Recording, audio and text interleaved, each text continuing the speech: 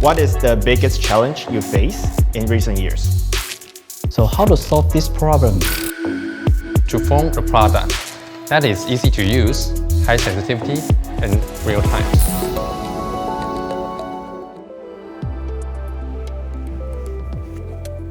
Hi everyone, I'm Marjorie. I've been working in the pharma industry for over 8 years, 7 of which have been in Asia. Today I'm going to take you through a short presentation. We're going to talk about how to assess what makes a good startup pharma partnership.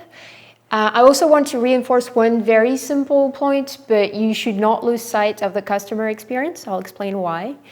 Then we want to go through an example that struck me recently. It's the DIGA example in Germany. It's a regulatory framework for software as medical device.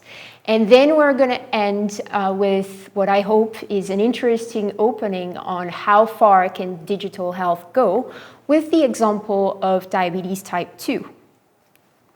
All right.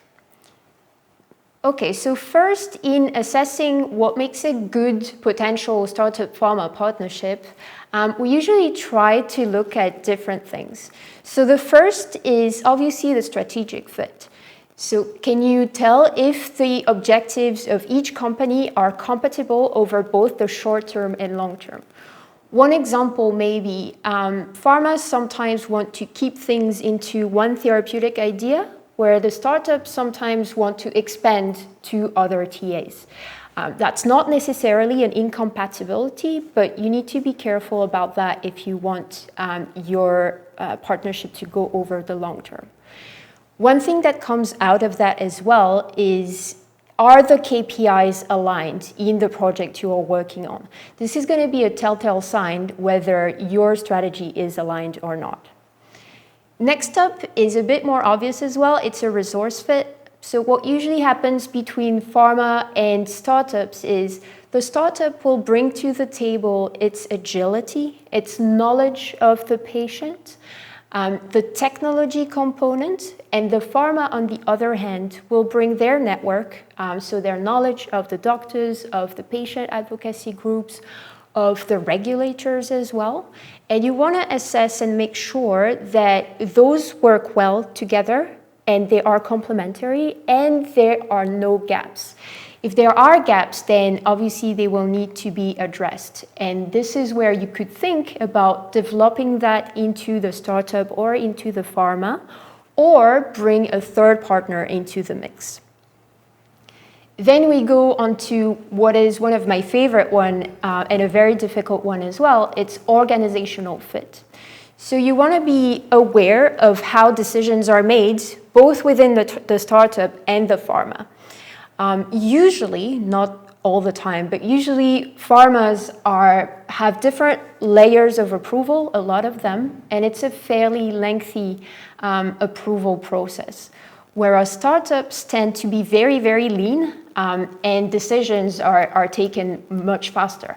So this could be the source of a little bit of frustration and the source of issues in the future. And so in order to kind of counteract that, what you can do is structure the partnership in a certain way. So as I mentioned, startups will usually need funding to get things started, or to improve an app or an algorithm that already exists. So what we are trying to do is, you could have a flat fee that covers the technical, but also you could have milestones that are related to outcomes or deployments in clinics or stuff like that. And this ensures that both the startup and the pharmas are aligned on the KPIs that I was mentioning into the strategic fit earlier. The last one, and being French is in Taiwan, this one is very close to my heart. It's about cultural fit. It can be nationality-based. There are cultural differences. How are you going to manage that? How are you going to address it? Are you even aware of those? How is risk going to be managed? We know that startups are usually a bit more risk-taking and pharmas are historically risk-averse. So there is a gap there that will need to be managed as well. And then it's all about values of each company. So both will have different values. Are they compatible or not? Also over the short and long term. Or do you need to have values that are maybe specific to this partnership if the project is big enough for that? Next is a point that is really, really important. It seems very obvious. Don't lose sight of the customer experience. But having had several experiences of that, it's very easy to get lost when you're working on a product because you have your compliance is asking for something, your IT is asking for something else, then you have regulatory that comes in, can quickly become a mess, right? And you should keep your focus on the product and on the customer experience of it. So as you can see, this little comic here, we know that Apple and Google have very good product experience and customer experience, and usually inside, especially big companies, it can get a bit complicated. So please don't do that. Never forget your customer, be it the patient or the HCP.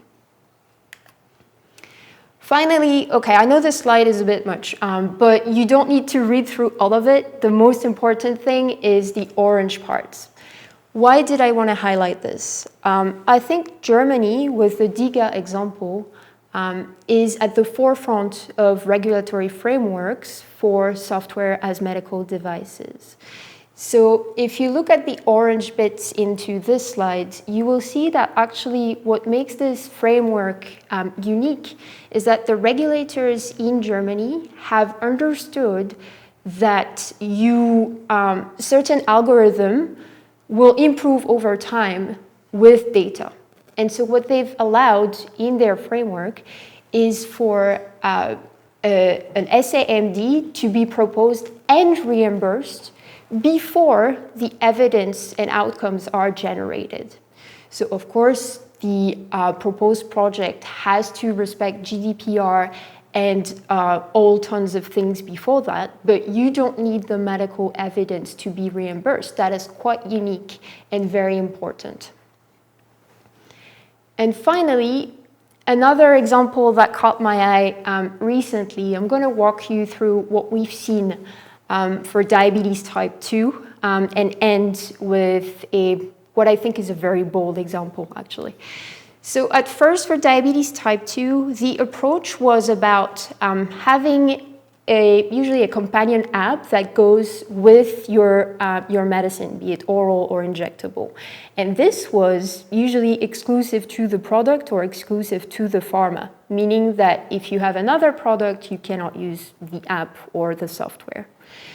Then the pharmas have slowly come to realize that this was not very practical, especially for HCPs that then have to deal with a lot of different apps. So we've moved on to what I call drug agnostic approaches. So you can use the software with any drug, because from the patient's view and the patient experience, there is not a whole lot of difference between one insulin and another in the way you handle your daily treatment. From there, we've slowly expanded to have disease management approach. So we wanted more comprehensive care, and this is when you see things and module inside the app like nutrition, exercise coaching, or mental health as well. We see quite a bit of that. So more comprehensive care. From there, a few have realized that also not all patients can be addressed in the same way. Some patients will have more mental issues than others. Some will have issues with adherence. You cannot treat all of them in the same way. So this is where you can go into clustering different types of patients, or for the most advanced, into personalization of care. The last thing I wanted to talk about is, I believe, a big one. It's something that caught my eyes a few days back. The last stage, what we see is actually some startups have managed to go into disease reversal and disease prevention approaches for diabetes type 2. And they are very serious about it, as you can see here. So Virta Health has recently raised more capital, and now they've reached an estimated valuation of $2 billion. And I think, once you have very comprehensive care that I've described before, nothing prevents you from actually try to remove the drug from the equation.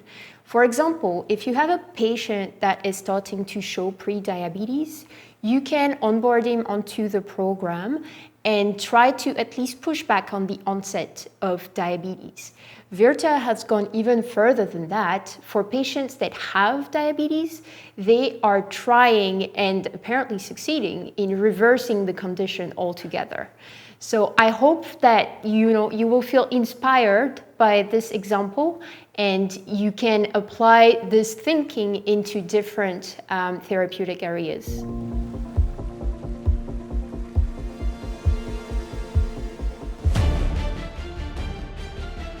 串联医疗、生技、资通讯领域，从治疗延伸到预防、保健的健康产业链。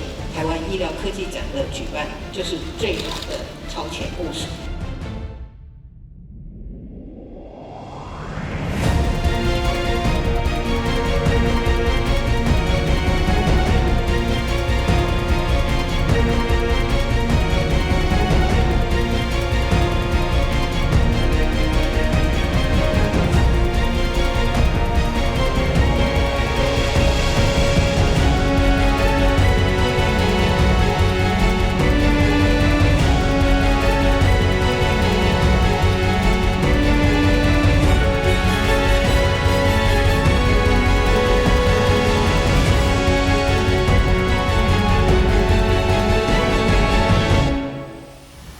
看到了很多同行开始跟我一样，把这些大数据跟 AI 科技用在这慢性病照护上面，把 AI 的放射治疗落地到台湾去做一个应用。质子设备在免疫细胞治疗上面其实是有很大的一个未来性的突破。急性心肌梗塞用 AI 去判断，科技公司非常有兴趣。 其实蛮多医疗院所会主动来跟我们询问整个的一个状况，希望能够推医院内的整个5G 专网，希望有更多这些资讯相关的 IoT 的 device，那能够引入到医院的场地去应用。从加护病房到智慧病房到睡眠中心，他们发现这样子一个照顾是相当完整的。 跟全台各大医院、国外的一些医学大学合作，让实际的使用者知道说，我们提供的是100%MIT 这些最高阶的 solution， 在医疗院所里面，刚好可以解决他们很多的痛苦。我们世界最一线的厂商都来找我们，在积极的要合作。透过异业的合作，然后让我们的医疗更落实到第一线。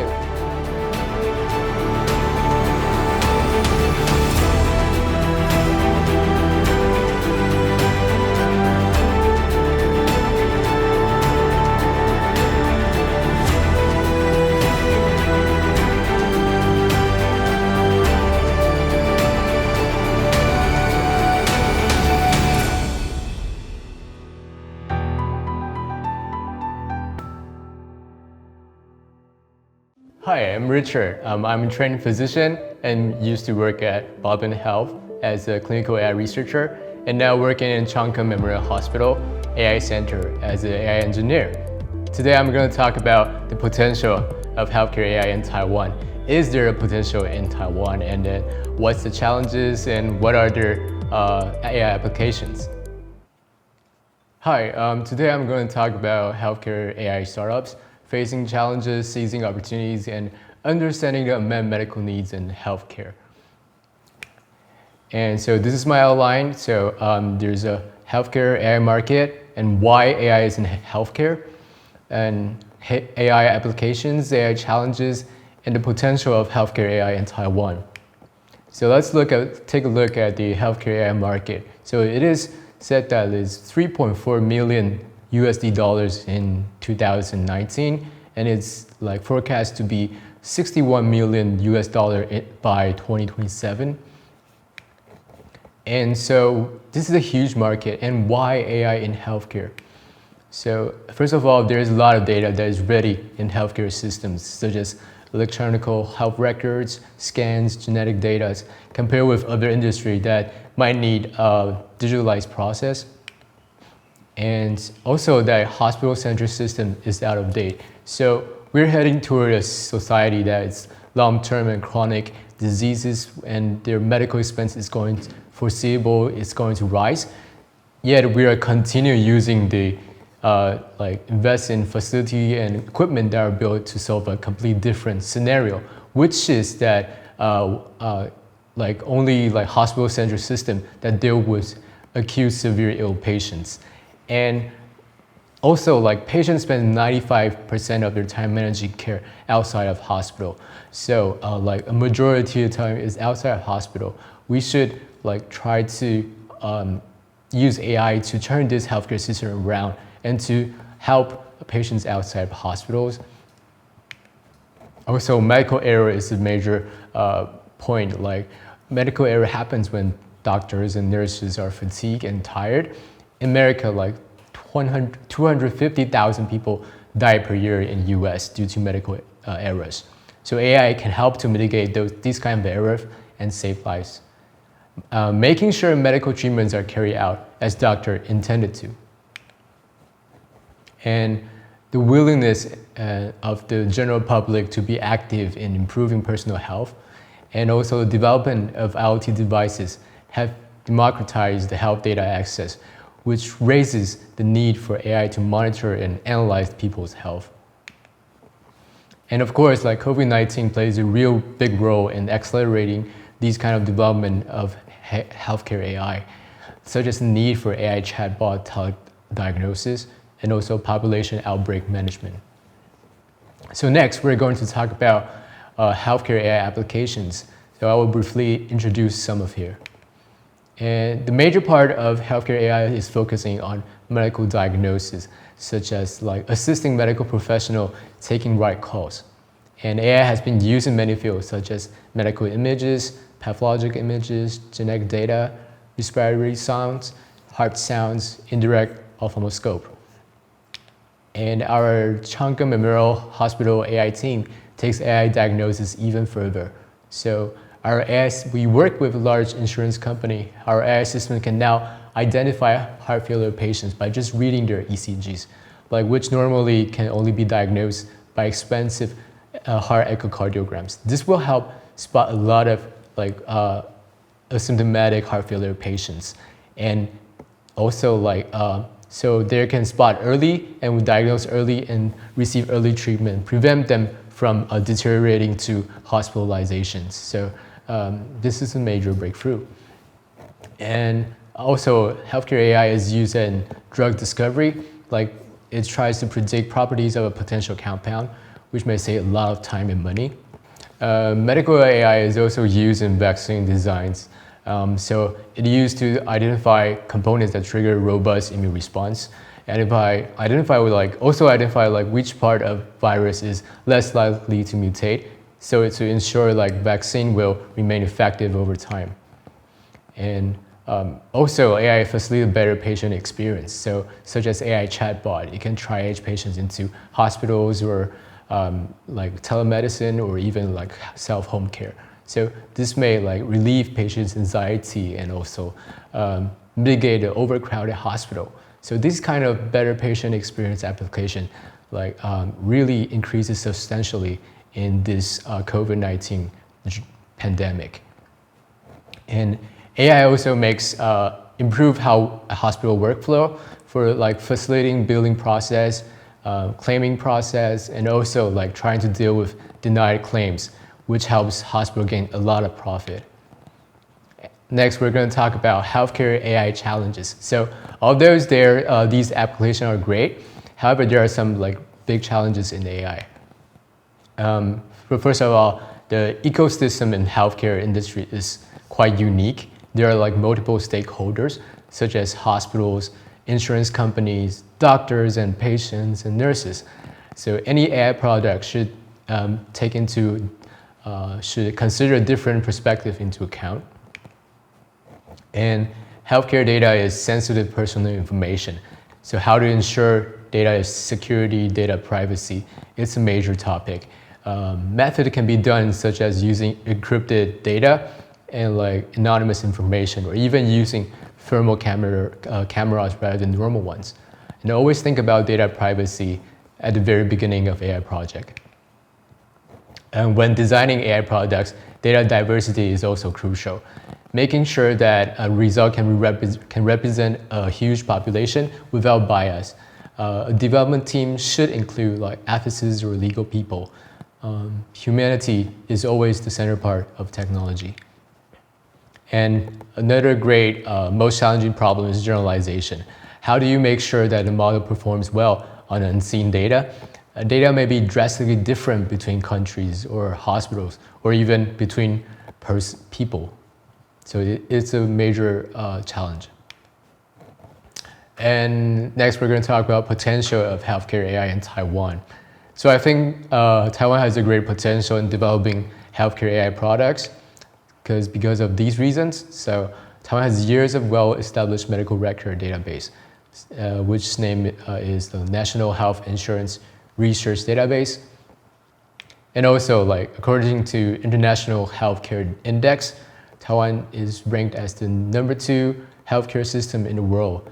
It looks at the facility, infrastructure, and staff competency and cost. So it's a quite broad section. And also, Taiwan has a lot of skillful AI engineers. Like even Microsoft has built an AI center in Taiwan.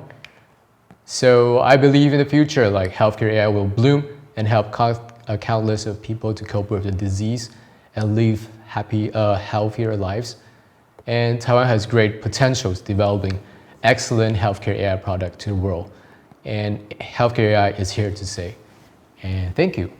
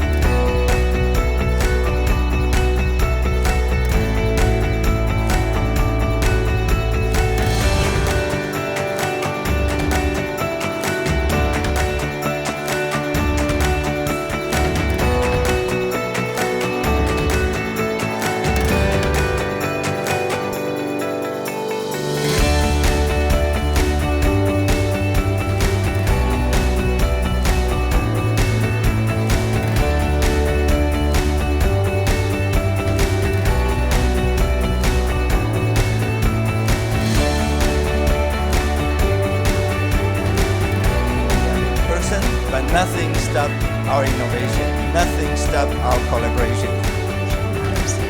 And we commend President Tsai's administration for the successful management and containment of coronavirus.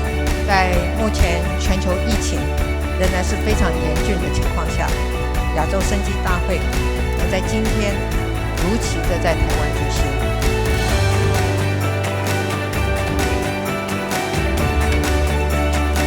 3, 2, 1.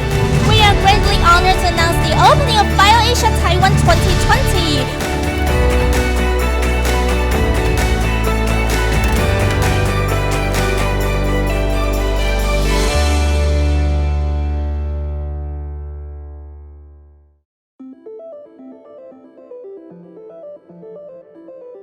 Healthcare is one of the most sensitive industries that's impacting almost all aspects of our life. Mentally, physically, emotionally, and financially. So if you have no health, there's no wealth, no life, and no fun. My name is Andy, and join me in finding out what are some of the latest trends in healthcare and how digital and technology is helping to shape this industry. Healthcare impacts almost every aspect of our life. Even though there are significant progress in the past few decades in improving the standard of care, there are still quite a number of challenges that is faced by the healthcare system today. Number one, if we talk about drug discovery to patient, today it takes an average of 10 to 12 years in order to deliver a drug from lab to the hands of the patient. So how can we actually leverage on digital and data to help us to shorten this time frame so that we are able to meet more medical needs in the society? Number two, when it comes to logistics and distribution, there are already a lot of companies out there leveraging on AI and digital to help them to optimize the distribution networks. So we are always looking into how can we better deliver these drugs into countries such as Indonesia and Philippines, where there are thousands of islands in those countries. Number three, we know that there's always a rising healthcare cost in almost every single country. So just some statistics over here. In US alone, 2019, they spent about 18% of their GDP in healthcare. And that translates to about $11,000 per person. Now, the healthcare cost is a very complex and it's a very painful process. And we require every single stakeholders to participate and look into this issue. And we also know that most of the patients, right, they spend more than 90% of their time managing their health outside hospital. So how can we then embrace or adopt a very patient-centric approach to capture this group of patients and to deliver a better healthcare to them? And lastly, when we talk about healthcare trainings to our professionals, how can we leverage on AR and VR, such technologies to deliver a better training? So let's quickly move on to look at what are some of the trends and give you some glimpse on what the future of healthcare will look like.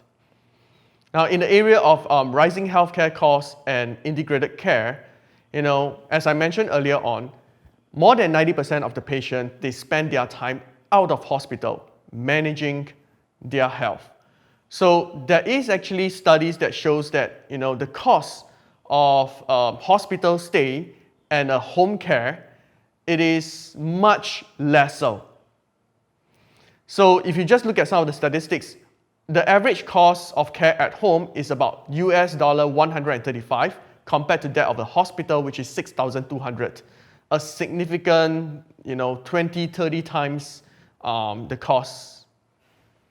So there is actually a lot of startups that leverage on telemedicine to help patients to better manage their health when they stay out of the hospital. So Jagami is another startup that taps into the network of doctors, nurses to help to provide holistic care to patients who want to stay at home. Now in Singapore, a lot of healthcare partners and tech startups, they are already in discussions with property developers to build in the telecommunication and teleconsultation services within the property itself. And this is already building, and it is set to TOP in 2023. And there's also a lot of effort, we all know, that is being put into the diagnostics area, the precision medicine area, on how do we leverage on data to better recommend a treatment pathway for each of the patients.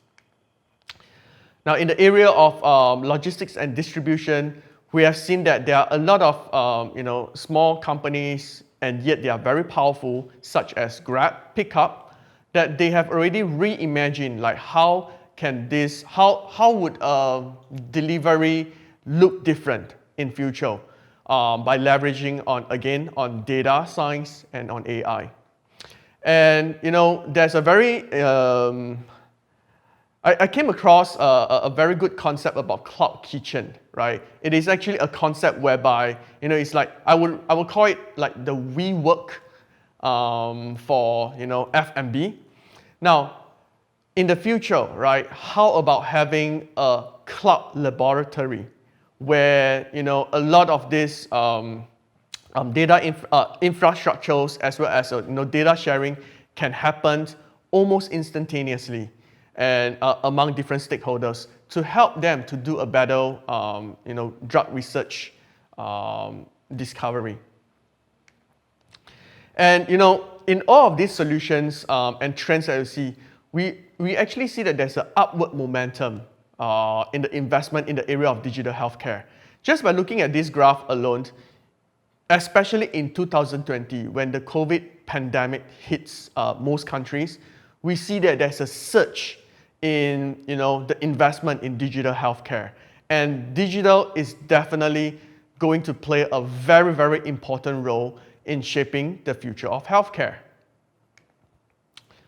Now, so when we talk about innovations in this space, it actually requires different stakeholders to play a part and contribute. And how can each of this entity prepare themselves to embrace the future of healthcare? I'm going to quickly talk through these 4 points. So they are, number 1, open innovation. How do we encourage entities to come together, to share data, to collaborate, to help to improve the standard of care and the health outcomes of patients out there? Number 2 is on embracing an experimental culture in each of these companies.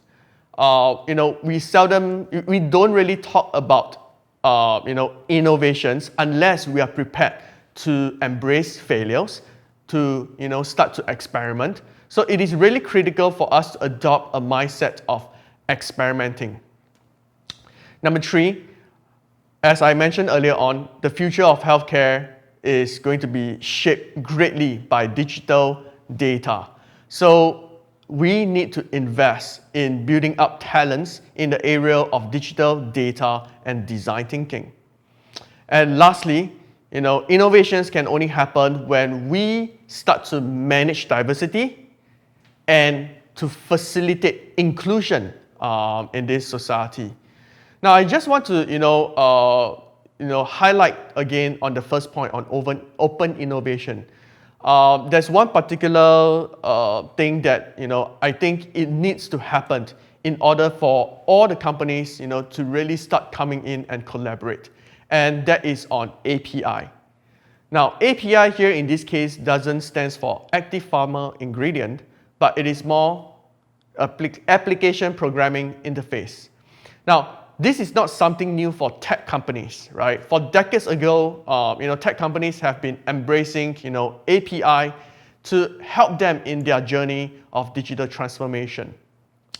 I have not seen a lot of non-tech companies, having a proper API strategies. And I think that API strategies is not just exclusively for those tech companies. So API would allow companies to really come together to develop solutions, to share data, and I really encourage every entity to have a proper API strategy as part of their digital transformation. So I know that there may be a lot of questions that you are thinking of right now, but we can discuss all of them further when we move on to the panels later.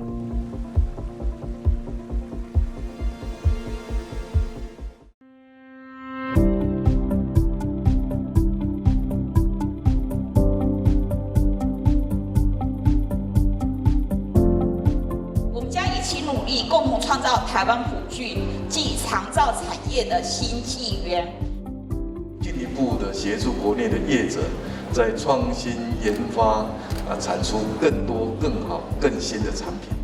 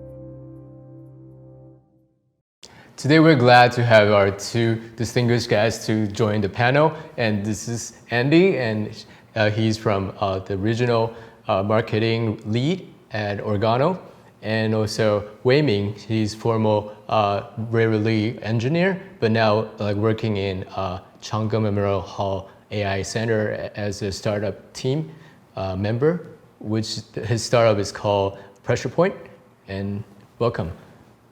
Thank you. Thank you. So we're going to discuss today about healthcare challenges, and so what do you guys think about nowadays healthcare and digital challenges? So I think in terms of the developments in digital and tech, I think it's the technology itself. I think over the last 2 decades, we have shown a tremendous development in those areas. But if you talk about adopting and using these technologies in each of these companies, I think there's still a bit of gap, right, in utilizing these powerful technologies into delivering care to patients. Sure. So for my experience, there are a couple big projects in very before. Right now, actually, it's right now still ongoing. There is a project called the Baseline Project. The Baseline Project is use a wearable device, monitor around 10,000 people around for long term, about 5 or 4 years. They try to kind of collect all the activity or some biological or all the information from these people. Then they want to try to long term monitor the progress or probably even the disease. But that is from some, we call some IT companies. They try to approach this in healthcare. But the problem we are facing is how can we collect the correct data or how to analyze the data, which needs some clinical experience or some medical experience. So how to get a collaboration, I think that would be very challenging product. So you mean the collaboration between engineers and doctors? Yeah, that's right. Yeah. Get the accurate data. That's right. Yeah. Sure. Yeah. Okay. So usually engineers, they are thinking very, I would say, very direct. So they try to, I can collect, for example, heartbeat or blood pressure or all the informations, but how to interpret this data or how to kind of analyze this data, actually they don't have any solid idea nowadays. So we probably need more connections with even pharmaceutical companies or doctors. Yeah, I tend to agree with what was being said, because if you talk about, if people talk about digital transformation, the first industry that would be thinking of is the tech companies, the e-commerce, right? And it makes sense in the sense that because tech is the core business that they're working on. So the gap between the commercial unit and the technical unit is actually much smaller compared to a non-tech companies. So over the years we have already seen that a lot of non-tech companies, they struggle with this gap because a lot of times maybe a senior leader in commercial doesn't really understand what the engineer or the IT department is saying, and vice versa. And if you talk about like, moving into 2021 and beyond, when we talk about digital data, right, it is no longer just like a support function. It's not just a normal IT, but really, there's a need to make digital data and IT to be the core part of any entity's transformation. So I think that is like, one area where, that the reason like why, non-tech companies, right, they are quite slow in adopting all these practices. Yeah, so brief, like Wei-Ming also mentioned, like how do we collaborate together? So like what's your experience of collaborating different specialties or different companies? How do we do that? Can Andy first? Yeah, so I think when you talk about collaboration, there's two parts to it, right? First is internally within a company, how do we facilitate that collaboration? And I think we need to work on this piece well before talking about collaborating with other companies, right? So within the company, one of the areas that I spoke about is to how do we bridge the gap between the technical unit and the commercial unit, right? How do we incorporate like, the platforms into the business? And many a times, that communication, it needs to be well managed, because a lot of times, a lot of commercial leaders, they are looking at it from the ROI perspective, right? And if there are things that they don't understand, and I can understand, right? Because if you don't understand certain things, why would I put money into that area? Yeah. Right? So there's a gap that I think internally needs to well manage. And then number two, for internal to make good collaborations, I also think that you need to have a very strong, diversity, to manage the diverse, group of people, collaborations, right? I think a lot of people would be, talking about, we need diversity, we need inclusions, we need to facilitate cross, departments collaboration. So all these things, I think, it requires a lot of effort, but I think, internally we should fix all these things. And then now when we talk about, collaborating with external companies like startups, like, government agencies, I think it's a must. It's not a choice whether we want it or we don't want it, but I think it's a must if we really look into, transforming this industry. So now when we need to work across different government agencies or, other with tech companies, one thing, right, that I think that is very critical, right, besides all the, because we're in the healthcare industry, right, the data is very sensitive. I know, right, there are a lot of people working on this area, how to share data, seamlessly, but to go beyond, right, to have a very good and deep collaboration, I think there's a need for us to build like a common platforms that can connect each individual entities. And in the talk earlier on, I mentioned about API, right? Like API is like maybe like one small thing out of like the 100 things that we need to bear in mind. But I always feel that the APIs is very important if you want to open up certain applications to co-share between companies. And you see that already a lot of API is not a foreign topic in tech companies, right? Yeah, you see that there's a lot of API strategies. Companies can call for each other's API, share. So I think this is an area, right, that I feel that if you want to facilitate cross-company, like in medical industry, medical institution, I think we need to think along that line. So that is I think Andy mentioned several good points. For my experience, when I was in the Google X team, or right now it's called Very. When we launched the internal project, which is from the engineer perspective, we are thinking, this is a good technology, this is good. When we launched the project, and first, probably we will study 1 or 2 years, but after these years, we should kind of looking for some either medical device company, or some pharmaceutical companies. So we have to kind of, the cooperation, what I'm thinking is how we combine it.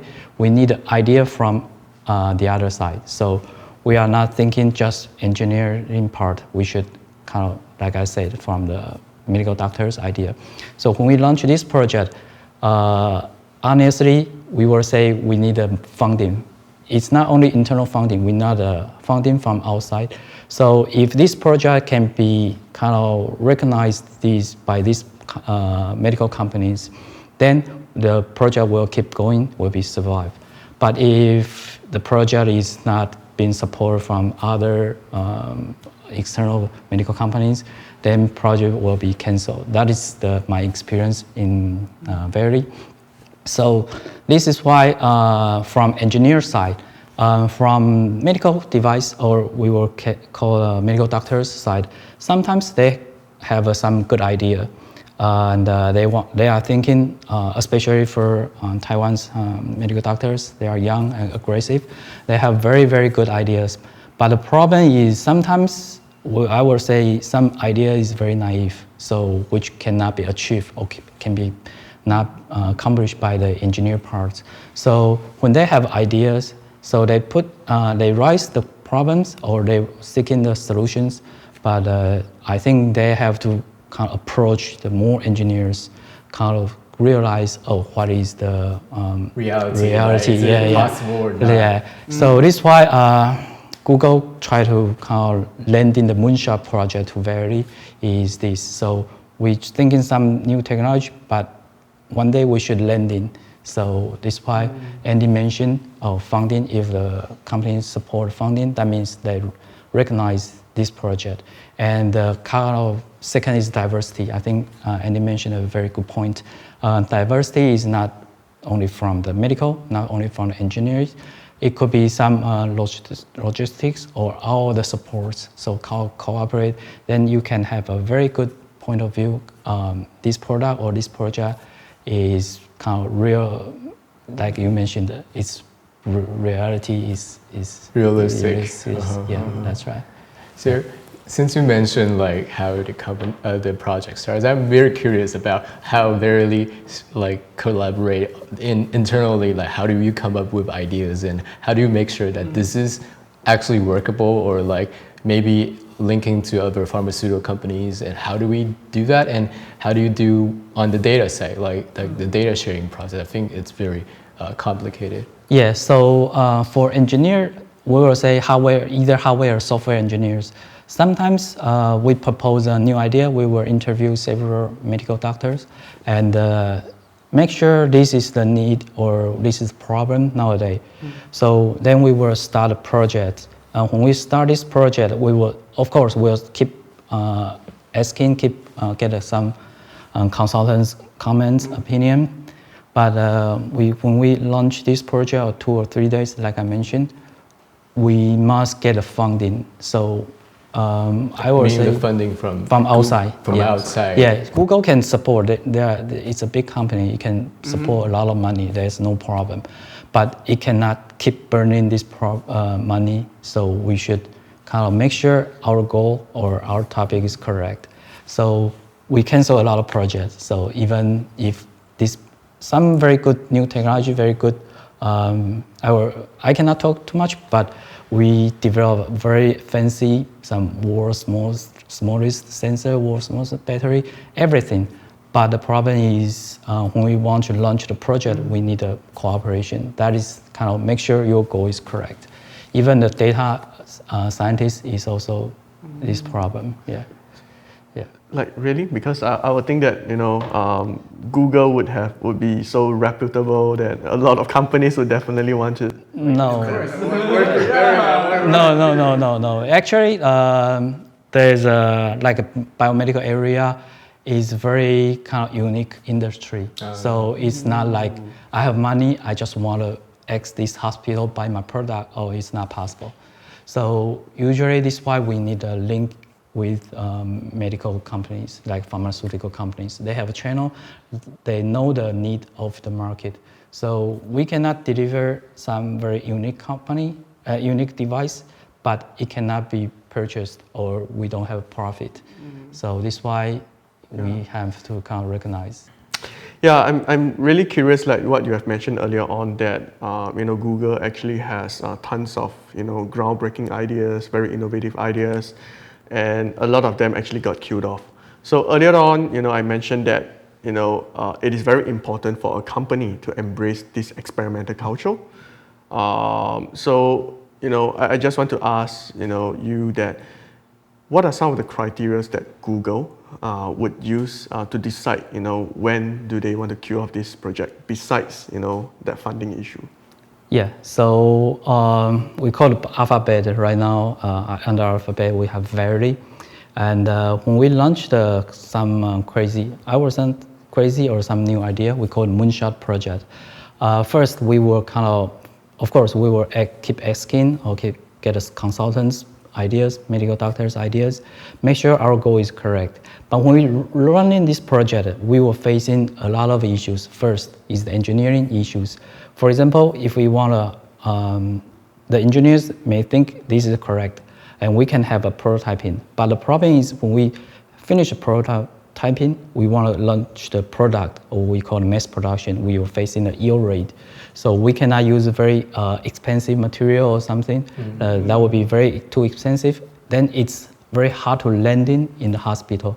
So some engineer issues were when we face this problem, we have to think about this project, should it keep going or be closed? That is example from the hardware. And the software issue is like when we collect a lot of data. So right now, digital health is very hot topic nowadays. People try to collect all the data and then learn a lot of information from this data. For example, the trend of some disease or some patient's medical issues. But the problem is when we collect this data could be not accurate, or it could misleading the scientist. And so when we collect this data, if the result or that we call the data is contaminated by the other issues, then we may have to think, the result is not what we think. Then we may have to close this project. And the third one could be like I say some moral or other issues. People may think, this could not good for human society. And this is why we may have to change. Usually when we these problems, we may have to change the direction, not close this project, but change the direction a little bit. Then think about more suitable for human society. Yeah. Thank you. So due to your time running out, so we have to stop this panel. But thank you for your guys sharing, and thank you. Thank you. Hello everyone, my name is Weiming Zhao. I'm a hardware engineer. I'm working in Google medical devices for 5 years. Right now I moved back to Taiwan to work on the very high technology medical device, which is called a pressure duct medical device, which can transmit the real-time data from patient's body to outside, and also the continuous data can provide the healthcare to have a very good information. Hi, my name is Weiming. I'm a hardware engineer. I'm working on the pressure duct technology.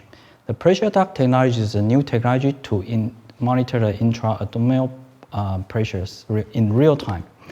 So intra-abdominal pressure could cause intra-abdominal hypertension, which causes a very high death rate, could be more than 50%. So how to solve this problem? Usually, people they are trying to open your body, then release the pressure. But how to identify this situation in real time, which is very challenging, because if you don't do the surgery in 6 hours, the people could be died, like I mentioned, the 50% mortality rate. If we can open the body, release the pressure on time, then the mortality rate can down from the 5%. But the current technology they are using is very simple. They just use the blood pressures. The nurse or healthcare, they just pump the saline water in bladder, then measure the bladder pressure indirectly, but which is very labor intensive, not accurate, and not continuous. Right now, we provide a new technology which is called pressure duct technology, which can measure the intra-abdominal pressure in real time, which is automatic work. when people just swallow this small pill, they can monitor the intra-abdominal pressure real time, and it's wireless signals. We don't need a healthcare, just keep working, measure the blood pressure, and it is a continuous data. So when we see the trend and see the trend of pressure, the medical doctors can make a decision right away, which is save a lot of labor-intensive work and get a very accurate data. So we developed a very small device we call a pressure dot, which is the world's smallest real-time data, which is like this one. This is the world's most real-time monitor pressure sensors, and it can deliver the information outside the body in real time. So the size is around, the diameter is less than 1 millimeter, the height is around 14 millimeters, and it can work 144 hours. And this real-time data can be collected to the platform. So right now, we are not only, this is a digital health area, so we are not only the monitor the one point, we are collect the trend. For example, when we measure the pressure, it's at a high pressure, but it keep going down, then we don't have to do the surgery right away, which could waste a lot of medical cost. We can just wait in or give medicines, but then we don't need extra unnecessary surgery. Or we can measure the data, and then we got a pressure, although it's in a very low pressures, but we see the trends keep going on. So the medical cares could make a decision, or we should get medicine or prepare the surgeries, which cannot be achieved current technology. So this is why the important pressure sensor we are developing. So we are developing this pressure sensor. We also develop another technology which can track the position of these pressures. We use the antenna array to track, localize this sensor. We can know this sensor where it is. This technology can be used any kind of smart pill. So for example, if we want to use a camera, we want to use other sensors for capsule, then this antenna array can track the mobility of the movement. We can also track the location, so the doctors can know where the capsule it is. So we combine these two technology to achieve this new, we call a digital health area. Like I mentioned before, the current method to measure the pressure is very labor intensive, and so this is why it causes the medical cares labors, and it's also not accurate because this is why patient could move here and there, and also we have an infection risk. But this device can just be swallowed without this risk. And we also finished this product in proof in the animal test. So from the animal result, we can receive a signal just outside the animal's body, and we get a very good correlation with the intra-abdominal pressure and our pressure sensors, which is being published. And this device will be used first in the trauma center. Then in trauma center, when the patient goes to the hospital, especially in ICU, then we deliver this pressure sensor to let the patients keep monitor when they stay in ICU. Then we can monitor the whole ICU process. And in the future, right now, measure intra-abdominal pressure is very labor intensive, so the measurement rate is very less than 10%. But when we deliver this device, we can, when it's convenient to use, I think all the medical doctors will be willing to monitor all the information, then can provide the good health or make a good decision real time for these patients. And moreover, our technology can be used the real time, like I mentioned. So when the sensor been replaced, we can monitor a lot of informations because we just replace this sensor, keep our technology. For example, it can measure the pH data, or we can measure the gas, or even in the future, we are thinking about microbacteria in our human's body. So this is our technology can be used like it's a platform. In the future, we will collect more of this kind of digital data to provide for the pharmaceutical companies, for insurance companies, for medical doctors. All of them, when they collect this data, when they analyze data, then they know the trend, they know how to make a decision in the real times. And this is data collections will be also very important for the future. Right now, the digital health market, they are facing a big problem is how we collect the real data or how we get a useful data. Sometimes it could be garbage in, garbage out, but we collect this very useful data because it measures the information is what medical doctor want to see.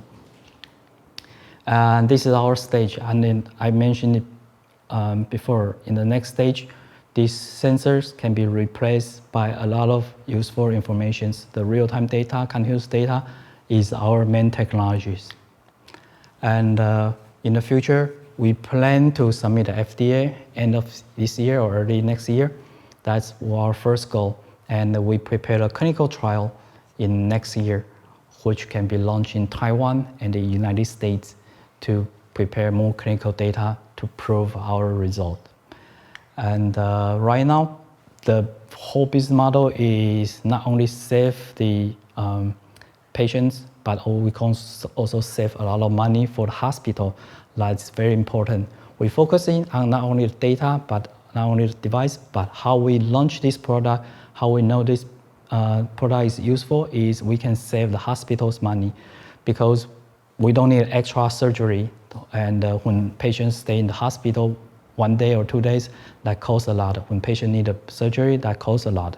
But we can monitor the result and monitor the data in real time that we know can make more accurate right decisions.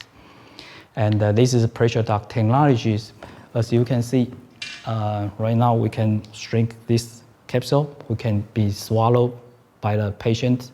This is our first prototyping, and it will be launched in next year. Thank you.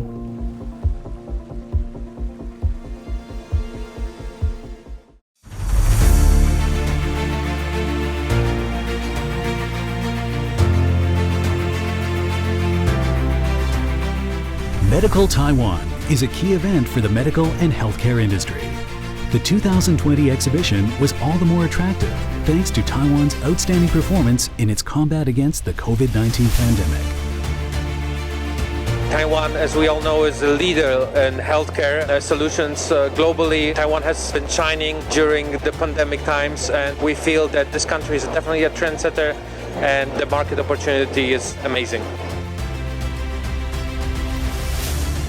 Featuring epidemic prevention ecosystem and smart medicine applications, Medical Taiwan 2020 was presented as an on-site as well as online exhibition. A good number of local companies displayed various epidemic prevention and medical care products, both physically and virtually.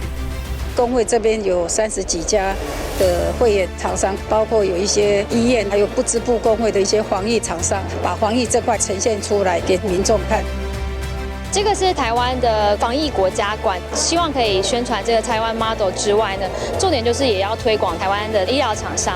那还有可以媒合国内外的医疗院所，然后办线上的防疫分享会。我想 IoT 还有5G 还有医疗的云端的部分，这是一个整个世界发展的趋势。希望借由业界的技术，也让医院在这个配合过程呢产生更好的服务。To respond to the pandemic. Online matching sessions were organized this year for local businesses to demonstrate their product strengths and explore overseas opportunities. Taiwanese company can compete very well in terms of quality and standard, and also the price. If you put things together, can compete with the market. We all know the Taiwanese industries are very innovative. So we have already seen all the medical Taiwan devices have been shipped and exported this year abroad, also to Europe. So I think the potential is huge. Alongside the show were a number of online forums and symposiums. where experts and scholars were invited to discuss and share their views on industry trends, digital transformation, and cross-sector integration. The objective was to inspire a greater diversity of ideas that could bring out new opportunities for Taiwan's healthcare industry. Medical Taiwan is an important platform for both domestic and foreign companies and buyers to find business and build partnerships with one another. Taiwan manufacturing has very good potential. Taiwan is strong in electronics and have a lot of local health products. So I'm coming here to discover. 有这样的一个展区是品牌声量，或者是我们在做品牌沟通一个很重要的场合。其实它是会强化客户对合作的一个安心跟信任。现场可以接触到各级的买家，那这次包括有医疗院所、大卖场，甚至是国外的政府单位，还有到一般的民众，都有跟我们询问。Medical Taiwan looks forward to see you in 2021.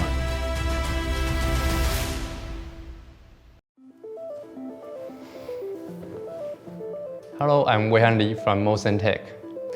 Nowadays, COVID-19 is getting worse around the world. How to solve this problem? How to defeat this disease? Motion Tech can solve this problem. Motion Tech can detect every disease. You can join our lecture later. Disease is what we are facing today. COVID-19 is all around the world. What we need to solve is this disease. We need to cure it before we detect it. I'm Motion Tech Product Manager Weihan Li. Today we are going to talk about the semiconductor to combine the biochip. What we want to solve is to form a product that is easy to use, high sensitivity, and real time. Now, we have three main ways to detect COVID-19. First is the PCR. PCR is the most reliable way in airport or in hospital. However, you need a professional person to operate this machine and to get the final result. And usually, it needs to take about 3 hours to 4 hours to get the final result. An antigen test and antibody test is the most advantageous way to get the final result. You only take about 15 minutes. But antibody, you need the blood sample. And antigen test is usually used on you got infected in the late stage. So above all these three detection ways, Motion Tech is thinking, is there a better way to detect the disease? We want to detect in the early stage and get more fast. PCR is using the fluorescent labeling and observe. In Motion Tech, we knew a new technology, the BioFET chip. This BioFET chips, we design multiple channels on the chip. This channel we can design by many diseases. We can use, for example, in the first channel, we can design for the muscle gene. In the second channel, we can design for the COVID-19 gene. In the third or fourth, we can design more disease on this channel. And the core technology is using this semiconductor. The semiconductor will drop on the sample on it, then form the signal. For example, if we using the normal cell drop on this semiconductor, then we'll get a minimized signal, which called the negative result. Otherwise, we use the COVID-19 sample, then we will get a raising signal in this biochip. Also, we will design ourselves for this machine. We call this Synadia. We will enlarge this small signal to read easily in this Synadia machine. And we also design the reagent by ourselves. This reagent can combine with the saliva directly. Then we can use this sample to the biochips easily. So our product have three main features: easy to use, high sensitivity, and real time. Step 1, only sample collection. We collect the saliva only, then mix with our design reagent. Then we will put this on our chip, this sample on our chip. And our detection time only take less than 5 minutes. And our limitation of detection is 30 copies per milliliter. So it's really high sensitivity, can prevent the false negative. And the third step is got our result. The electro signal will, as I mentioned before, it depends on your sample, then we'll got a raising signal. And we can read it as the positive or the negative result. So it's really simple, easy to use, high sensitivity, and real time. It's our three main features. Also, we have the real case study to compare with our Scenadia results. Now the detection main way is the PCR. So we use the PCR result to be a compare sample. Clinical trial, we get the PCR result, negative sample and positive sample. Also got the same result in Scenadia. It's 100% correlated. So we can say that our Scenadia can reliable on these things. Our values and vision. What Mosentech want to do is to detect this disease, the pandemic disease, or even in the future we want to detect on multiple disease, the cancer, or the HIV, anything else. So the main values is focused on the simple process and the accurate result and early screening, and also furthermore is the real-time testing. If we can do these things, our main value, then we can reach the vision to increase the cure rate to prevent the pandemic like the COVID-19 now and make the human have a more healthy lives. That is the main value and the vision, what we want to do. Actually, Mosentech, our technology is researched in the academic Seneca in 1997, and our company is started up in 2014. In recent years, we got a lot of awards and cooperate with many companies like TSMC. And we're working on the prototype on 2019. And in 2020, we are working on the preclinical trials to make our product more perfect and try to enlarge this product. In the past year, we focused on research on oral cancer and the acute kidney failure and the HIV biochips. Now we are focusing on the COVID-19 biochips. During these days, we can help more patients to detect the disease in the early stage, then we can cure it in the early time. In the future, we will focusing on the more and more disease to prevent the patient to suffering on this disease. And with this technology, we have a lot of publication and also the patent to protect. And we have cooperated with many hospitals and also the university and the companies. So Mosentech is want to empowering the healthcare and provide the speed, accuracy, and the pain level of diagnosis of patients around the world. Our product, again, is the three main features: the easy to use and high sensitivity and real time. Thank you.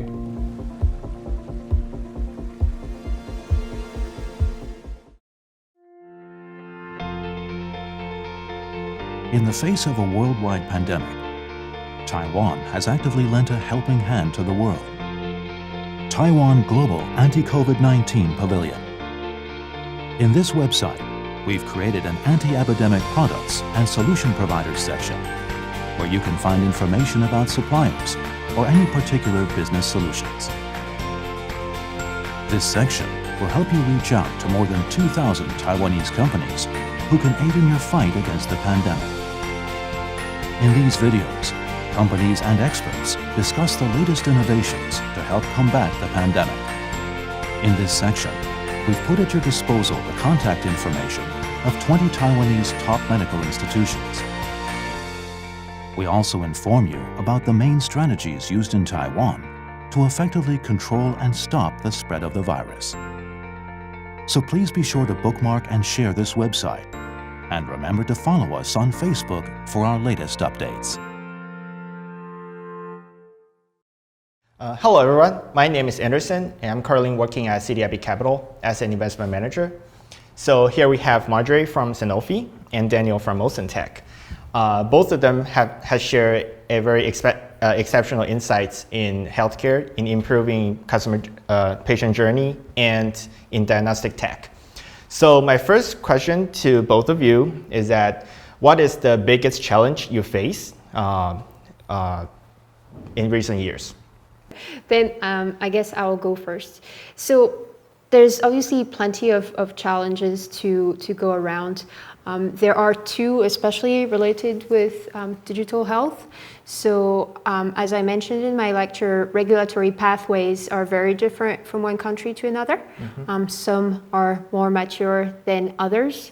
I work around rare diseases quite a bit, and here time to diagnosis can be quite long, so we're trying to find ways to improve that. Adherence to treatment is always an issue as well. But those are kind of typical pharma.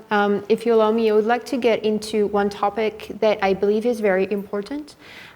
So when we work with a lot of algorithms, be it medical or really technical, we see quite a bit of bias. I don't know if you've watched recently on Netflix, I think it's called Coded Bias.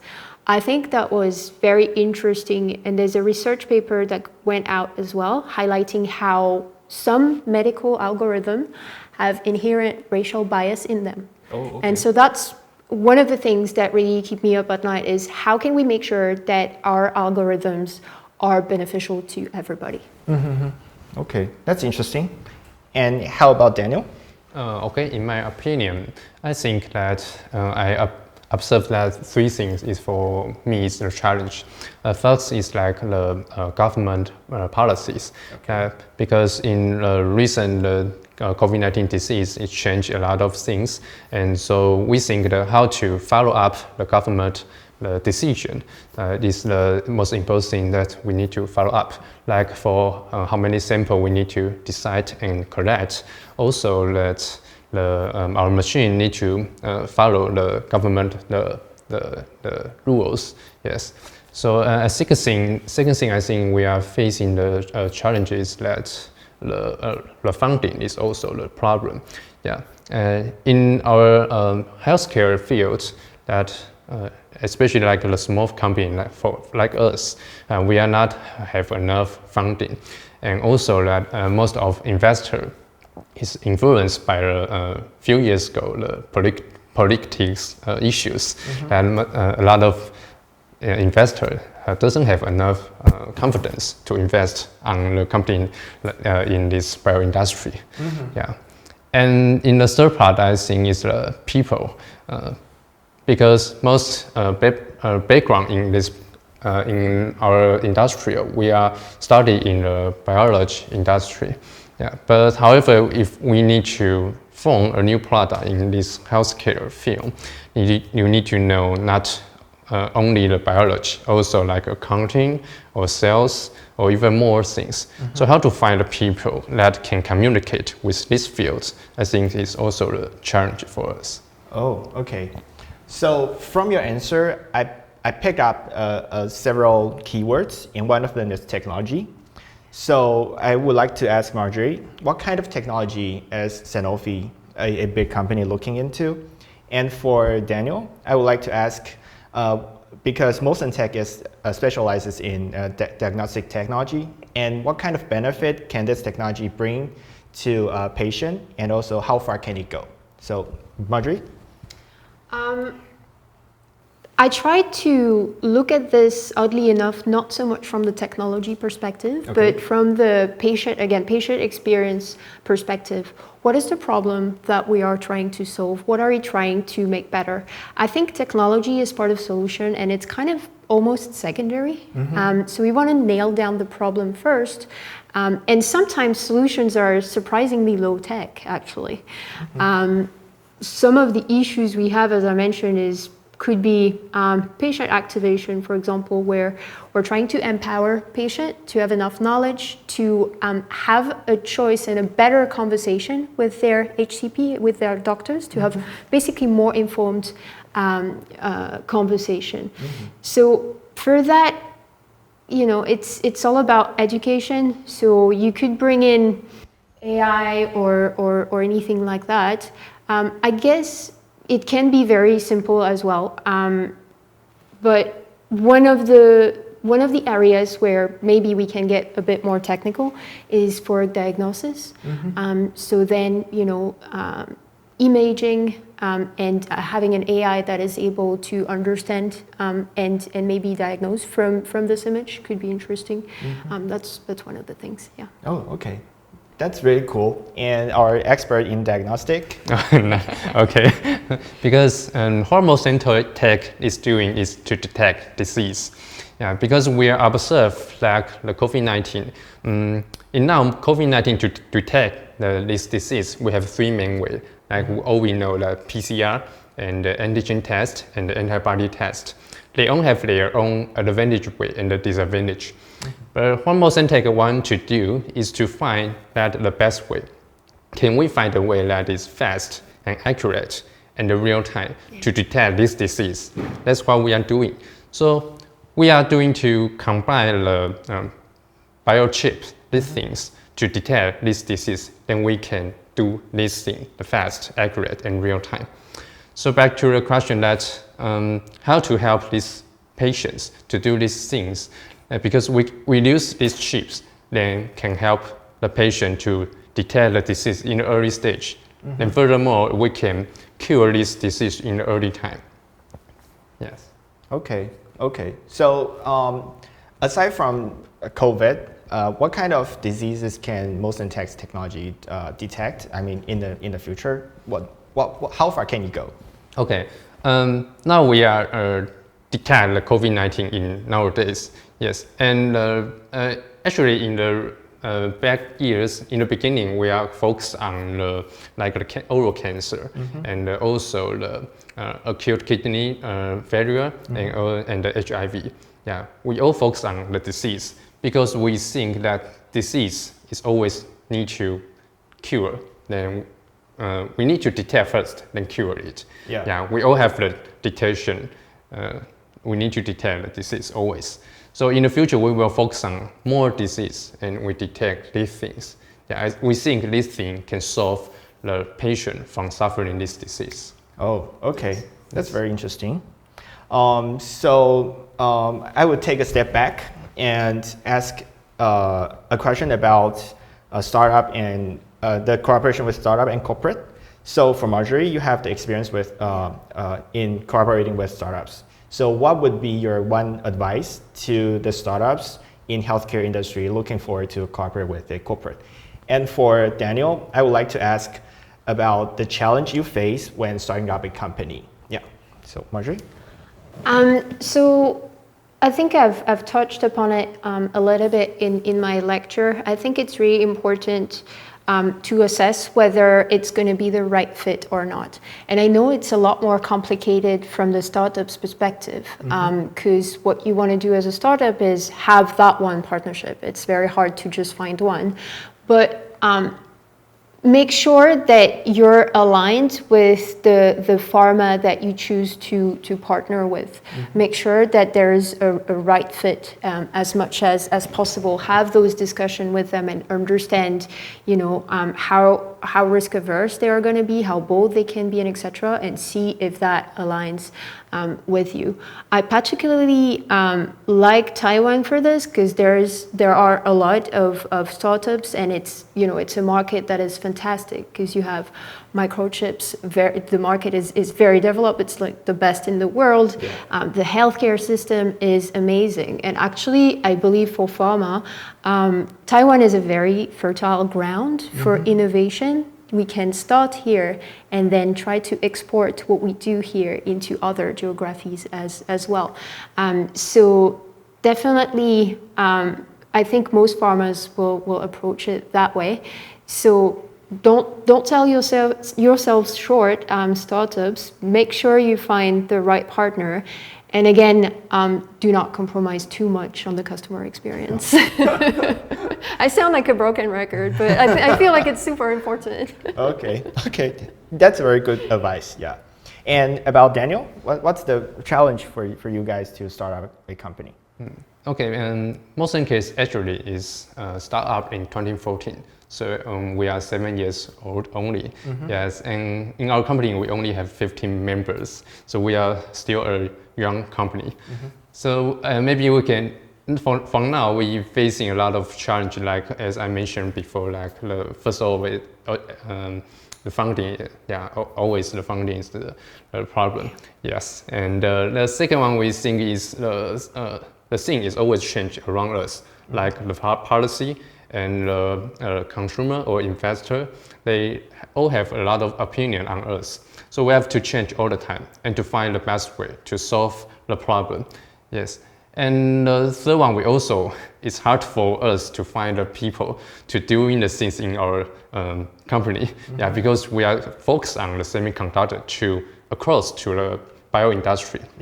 Yeah, but there's seldom people to know these two fields. So how to combine this thing and to communicate with each other is also a problem for us. And for some advice to the maybe new partner to join these fields, I think that unless the problem, as I mentioned before, also you need to observe the environment and also especially the competitor.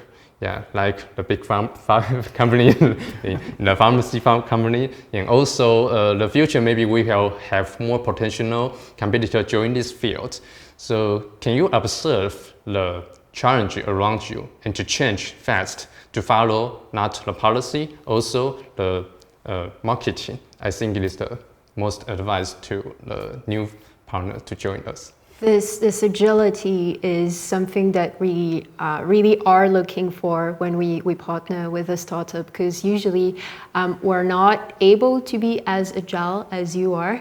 Okay. So that's really this ability to change, to try something, okay, see it works, it doesn't work, and then adapt from there is really something we could learn more from you guys. Oh, okay. And one other point that I wanted to add in reaction to what you shared, I think you're spot on when you talk about talent and how difficult it is to find somebody that is both aware and knowledgeable of both the technical IT side and the medical side. Yes. I think those people are very rare.